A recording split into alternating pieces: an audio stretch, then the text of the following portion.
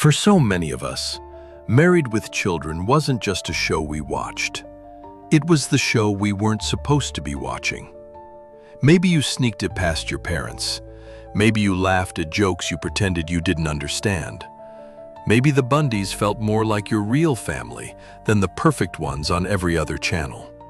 It's been almost 40 years since Al first walked through that door, and just a few months ago, 4 of them stood on one stage together for the first time in over a decade.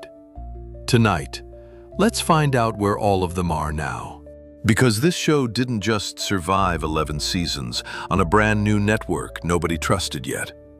It became the reason millions of us trusted television again. Every face in that house gave us something real. And decades later, a few of those faces are still giving.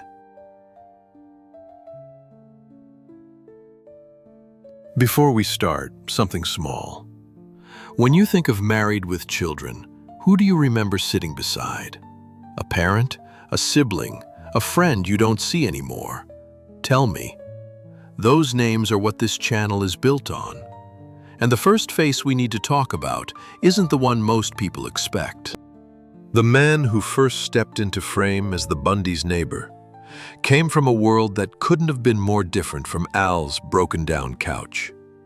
Before he was Steve Rhoades, the uptight banker next door, David Garrison was already a Tony-nominated Broadway actor who had graduated summa cum laude from Boston University. Watching him try to hold it together across the fence from Al was one of the funniest things on TV. He was the version of us who followed every rule and still got punished anyway. He made our small daily frustrations feel a little less lonely. Then, after just 4 seasons at the peak of the show's fame, he walked away on purpose. Not because of drama, because the stage was calling him home. Since then, he has played the wizard in Wicked on Broadway, starred in Titanic, and in 2015, he stood beside Chita Rivera in The Visit. He was 34 when he played Steve Rhoades. Today, at 73, time has only deepened his elegance. Last year, he joined a new musical workshop in New York, still doing exactly what he loves. He joined the show in 1991, stepped into that house, and somehow made professional house husband look like the smartest career move of the decade. Ted McGinley's Jefferson Darcy was impossibly handsome, permanently unemployed, and hopelessly in love with Marcy. In a decade obsessed with yuppies and ladder climbing, Jefferson gave us something we didn't know we needed. He was permission to stop chasing, permission to just enjoy the life in front of you. Ted was 33 when he walked into that house. Today, at 67, he carries the same spark we remember. And here's the part that gets me. After more than 40 years on television, after Happy Days and The Love Boat and Dynasty, he's calling his current role the one of his lifetime. He plays Derek on Apple TV's Shrinking, starring opposite Harrison Ford and Jason Sagal. Season 3 premiered this past January. Season 4 was just renewed. He jokes that he still gets Married with Children residual checks for 1 penny in the mail. He frames the ones above 4 cents, then banks them. Some stars bloom late. Some bloom at 67. Next door to all of this chaos, there was another voice you couldn't ignore. And right next door, screaming about something, standing up for herself, and refusing to lose a single argument to Al Bundy, there was Marcy. Amanda Bearse gave that character a voice that cut through every family living room in America. She was the neighbor who refused to shrink, the one who made being loud look like a virtue in a decade that kept telling women to sit down. But here's what most of us didn't know at the time. While the cameras were rolling on her, she was slowly building a second career that would outlast the show itself. We'll come back to that story before the end. It matters more than you might think. Here is something most of us never noticed at the time. David Faustino was on television before he could walk. His very first screen appearance came at 3 months old in a Lily Tomlin special from 1974. By the time he landed the role of Bud Bundy at the age of 13, he already had more than 100 credits to his name. That is the thing about Bud. We watched him grow up inside that house. Every season, a little taller, a little sharper, a little more aware that the universe was never going to let him catch a break with a girl. And we loved him for it. Bud was every short, scrappy kid who kept trying. The little brother who never stopped scheming, never stopped hoping, never stopped being loved by a family that barely noticed him. He was 13 when he stepped into those sneakers. Today, at 52, he wears every year beautifully. He is a father now, a voice actor, voicing Mako in The Legend of Korra for a whole new generation of kids. And back in January, he stood on that Wiltern stage in Los Angeles beside the woman who played his sister. The Bundy kids practically raised each other in front of a camera. One of them once said her TV parents raised her more than her real ones ever did. And the name she named was Christina Applegate. She has said many times that Ed O'Neill and Katey Sagal raised her more than her own parents did. She was 15 years old when she walked onto that set, stepped into Kelly's shoes, and gave television one of the most iconic entrances any teenager has ever made. The hair, the eye roll, the slow delivery of a joke she pretended not to understand. Kelly Bundy could have been a punchline. In the hands of a lesser actress, she would have been. Christina made her something nobody expected. She made her lovable. She made her the pretty girl who wasn't a villain, in an era when pretty girls almost always were. She was the blonde everyone rooted for. She was 15 when she played Kelly. Today, at 54, she radiates the same warmth decades later. In 2021, Christina was diagnosed with multiple sclerosis. She has spoken about it openly, on her own terms, with an honesty that has helped millions feel less alone. She co-hosts a podcast called Messy with her friend Jamie Lynn Sigler, who also lives with MS. They laugh together. They tell the truth together. And just last month, in March 2026, something arrived on the New York Times bestseller list that stopped a lot of longtime fans in their tracks. Christina published her memoir. It is called You with the Sad Eyes. It hit #1 in its first week.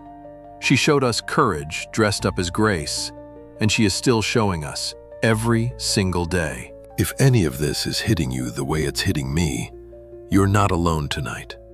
There are thousands of us remembering the same living rooms, the same Monday nights. Stay close. We're only halfway home. Because there is one voice left before we get to the man of the house. Now listen. If you lived through the 1980s, you know exactly what the world was telling women to be. Be thin, smile more, serve everyone. And then Katey Sagal walked into a living room on national television, sprawled out on that couch in leopard print, ate a bonbon, and gave a generation of exhausted women permission to stop apologizing. Peggy Bundy didn't cook. Peggy Bundy didn't clean. Peggy Bundy loved her husband and her family in her own loud, red-haired, unrepentant way. And for 11 seasons, she was the funniest woman in any room she walked into. But here is something a lot of fans never knew. Before she was Peggy, Katey Sagal was a backup singer for Bob Dylan on his 1978 tour. Yes, that Bob Dylan. The most recognizable sitcom wife of the 1990s once shared a stage with one of the greatest songwriters in American history.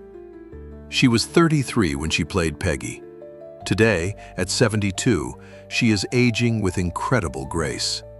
She went on to win a Golden Globe in 2011 for Sons of Anarchy. She is still voicing Leela on Futurama. And back in January, she stood on that Wiltern stage in Los Angeles beside her old TV family. Her voice has been in our living rooms for almost 4 decades, and it is still there. And now we come to him, the face on every thumbnail, the voice behind every catchphrase, the father of the house that somehow became the father of a whole decade of television. If you've been waiting for this one, I understand. So have I. In 1969, a young man from Youngstown, Ohio, tried out for the Pittsburgh Steelers and was cut before the season started. For most people, that would have been the end. For Ed O'Neill, it was the beginning of something nobody could have predicted. Because almost 20 years later, he would walk onto a television soundstage and play Al Bundy, a washed-up high school football hero who scored 4 touchdowns in one game for Polk High and spent the rest of his life selling women's shoes. The man who played the failed football hero was a failed football hero in real life. He never told the producers for years. Think about that for a second. The character we laughed at for decades was, in a real way, the story of the actor playing him. And he poured every bit of it into Al. He gave working-class men permission to laugh at their own exhaustion instead of hiding it. He was the father who came home empty and still loved his family through the silence. He was 41 when he became Al Bundy. Today, at 80, he is more himself now than ever.